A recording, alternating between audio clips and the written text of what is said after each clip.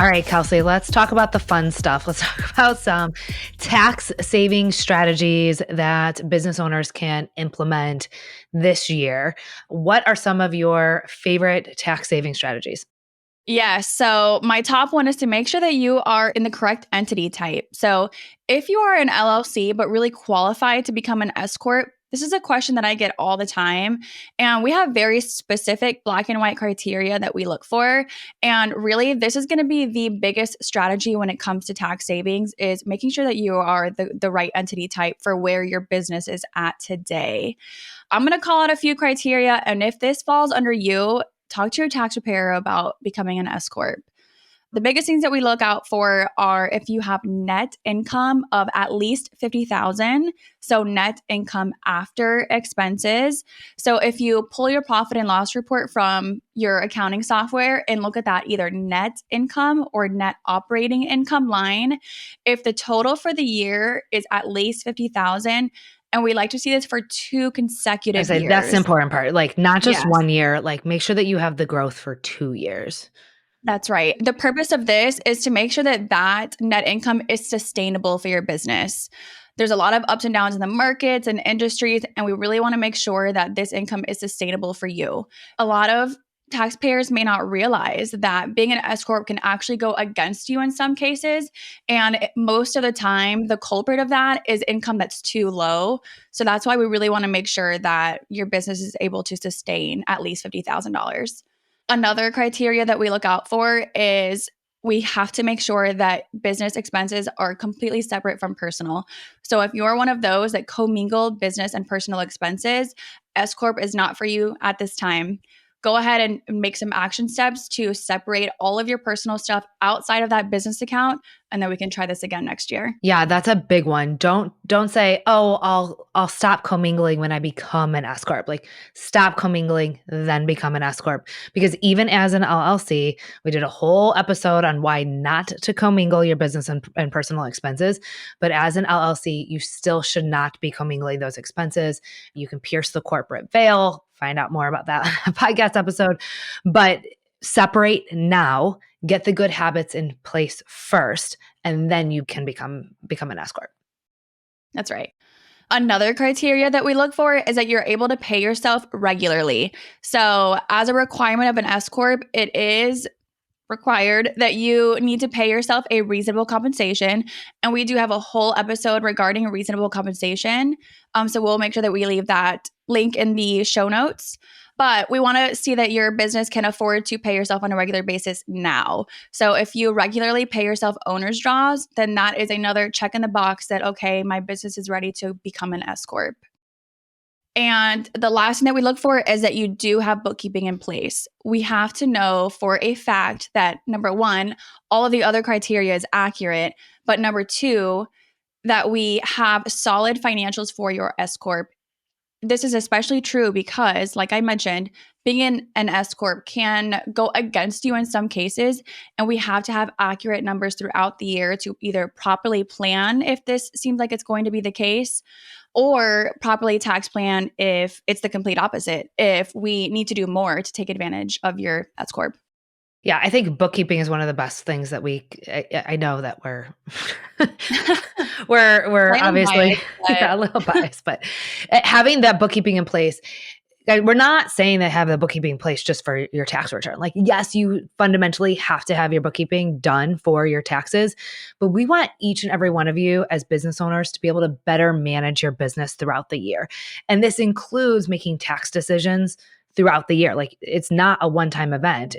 That's why we meet with our clients in the summer and then fourth quarter, because we need to be making these decisions throughout the year. So don't wait, make sure that you have that bookkeeping in place. that's right. If you do have regular meetings with your tax preparer, having that bookkeeping will help them to do that accurately and more effectively. You cannot tax plan if you don't know where your business is at today. All right. So our next few strategies really relate to being an S corp, and I think that's why we, started this off by saying, so many of these tax strategies become available to you once you become an S corp. So I will leave the caveat that the next few are going to be for S corps, but we have more for you LLCs at the end of this episode. So stay with us. I still want you to be educated on what is available for you when the time comes. So let's talk a little bit about health insurance as an S Corp. Why is this important? And again, we did a whole episode in November about health insurance and how it's deductible as a business owner. But let's talk about it in terms of a tax strategy for an S Corp business owner. Yes. So you need health insurance regardless, but might as well make it a business expense. So if it's qualifying health insurance, the business can contribute to your health insurance and it will reduce your taxable income. So you need the health insurance anyways, plus it reduces your taxable income. So it's a win-win on both sides. Yeah. And I also like that having the health insurance plan, it goes through payroll. So it does gross up your salary. So it will help you get closer to that reasonable compensation. We have clients who say to us, I just can't pay myself what the IRS deems as reasonable compensation for my business. And so things like retirement, health insurance, and HSA contributions, they're all going to help gross up your salary and then to take those deductions. That's right. So what that means, it's less cash out in taxes for you. Yeah. Yeah. Not. Have you heard yourself saying, I'm scared to invest money in my business because what if it doesn't come back? I don't know how much to pay myself, so I won't take a paycheck yet. I'm reinvesting in the business anyway. Or how about, I'm not going to spend any more money until I know exactly where my money is going. Well, let me tell you, you are not alone. In fact, we have heard all of these stories and more throughout the last 9 years at Kickstart Accounting Inc. And that is why we have created the Money Mindset Mastery Framework to finally unlock and overcome these stories, to finally feel confident in your financial decisions and pay yourself what you deserve. The first step to create a profitable and successful business is to first understand your money mindset. Find out your money mindset personality type by going to kickstartaccountinginc.com/quiz. I can't wait to hear what your money mindset type is.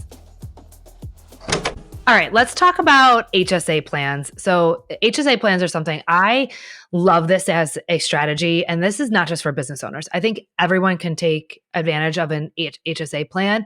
I will give the caveat that you have to have a high deductible health insurance plan in order to participate in an HSA plan. But once you have that in place, an HSA plan, again, as an S-Corp, will help gross up your salary for a reasonable comp. But then you can invest the money that's sitting in your HSA plan, and that actually grows tax-free. And the withdrawals, if you're spending it on medical expenses, you can actually withdraw the money tax-free. So I think this is an awesome opportunity for not just business owners, everybody. That's right. And again, we all know that we're going to have health expenses at one point or another. So might as well do it through an HSA plan so that we can also get that tax benefit at the same time. Okay, let's move on to retirement. Again, we are not financial advisors. So I just want to make sure that we're always really, really clear about that. It is a completely different designation, a completely different exam. I sat for the CPA. We are not financial advisors. However, I think that having an option for retirement is really important. We took a deep dive into this back on episode 77. But again, a 401k is a great option, and an IRA is a great option to help you with these tax strategies.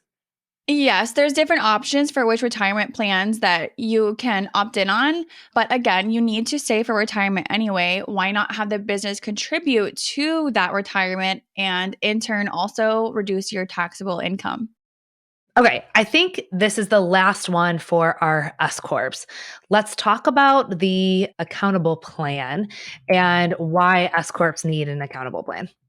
Yes. So everyone is familiar with the office and home deduction. And typically, this is more for LLCs is an office and home deduction. As an S-Corp, you can still get a tax benefit for your office, but it's in a different way for tax purposes. It's through an accountable plan. So it's not necessarily a deduction, but more of the business reimbursing you, a separate person, for the use of the office in your home. So I know it might sound the same. We might get to a similar place, but the way that you do it is a little bit different. As an accountable plan, you can get reimbursed for your telephone, utilities, the square footage of your office, all of that. And it's also an expense to the business. So here's where the tax benefit comes in. With it being an expense to your business, it also reduces your taxable income. Yeah. We go into all of the details in our tax series episode on home office deduction. So you can listen to all of the details about the accountable plan in that episode. But this is a really important tax saving strategy. And I don't want our S Corps to miss out on this. It might sound daunting. It might sound confusing, but I don't want you to leave deductions on the table. I don't want you to not take these business expenses because you're scared. The IRS has given this to you. You are allowed to take it. Again, document it properly. We don't want you operating in the gray area, right? But this is something that you are allowed to take, and do not leave this on the table. That's right. You can even think of it as additional compensation for you that is actually a tax deduction, and it's completely legitimate. All right. In talking about that, I don't want us leaving any deductions on the table. So I'm going to encourage everyone to go back to episode 96. In episode 96, we went through all of the tax deductions that are available for business owners. And I really want you to think, as you listen to that episode or re-listen to that episode, I want you to think about your income statement and literally go line by line with us. And if there's something that you are paying for personally or you're not sure about, have a conversation with your CPA. Do not leave tax deductions on the table. I think owning a business is one of the best tax strategies. And I hate when I hear from our clients that they're scared, right? That they're scared of the IRS, so they're scared to take these things as business expenses. And so therefore they leave deductions on the table. Yes. We get clients in the door that say, I would like to do this, but I'm not sure if I can. And I say, well, we can definitely work it out as long as you have the proper documentation that we can present to the IRS in case of an audit. So as long as we have the documentation and it is legitimate, we will absolutely go through the extra trouble of getting you that deduction. It's totally worth it. I mean, think about it. Is this legitimately something that you use for your business? If you use it for your business, the answer is yes. So go listen to that episode. Make sure you're not missing out on anything. That's right. The Augusta rule is the biggest one that I can think of that kind of falls into this category. A lot of tax preparers do shy away from the Augusta rule, but there are, of course, a lot of caveats to it. But if your specific situation falls within that criteria and we have the documentation, there's no reason not to take the deduction. I think the last strategy is to hire your kids. We went into a lot of detail about this tax strategy in episode 137 about hiring your kids. Now, how you will hire them, how you will pay them, and how you will treat them is different whether you're an LLC or an S-Corp. So go back, listen to that episode, do it right, follow the rules. But this is definitely a strategy as a business owner if your kids are working for your business. Now, if your kids are not working for your business and they have no interest in working for your business, do not pay them. This is not a tax strategy for you. But if they are legitimately working for you and having a contribution in your business, then this is a great tax strategy for you and your business. Any other tax strategies or closing thoughts that you can think of, Kelsey? I think the biggest thing is just to do your research, speak with your tax preparer, and make sure that you're taking full advantage of the business structure that you're in. I think the other caveat that I would leave with, I went down a TikTok rabbit hole. My TikTok got overran by tax accountants when I was doing some research. And I think for me, and this is my risk tolerance, this is my style, I want to stay compliant with the IRS. I don't want to be paying penalties and interest. I don't want an audit.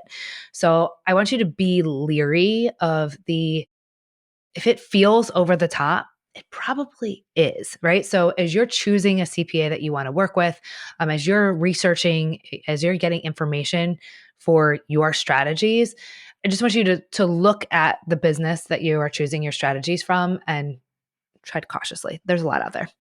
Yeah, and a lot of the times the basic message, what they're saying can be true. I get forwarded TikToks or explanations on email like, "Hey, I saw this TikTok. Is this true?" A lot of the times the answer is yes, but and then goes all of the, guidelines that go into it as well. So, There's more it's to the sometimes story. right, exactly. It's worth exploring. Talk to your tax preparer if you hear something that, sounds like it might apply to you. And I know for us, education is a really big piece of what we do with clients. So I always love explaining the different guidelines and additional details that go along with it. All right, perfect. Thank you so much, Kelsey. Thank you. But if you enjoyed today's episode, I asked for you to do one thing in return. I would love if you could like and subscribe and share this podcast episode with one other person who can use this information. I am looking forward to our podcast next week. We'll see you there.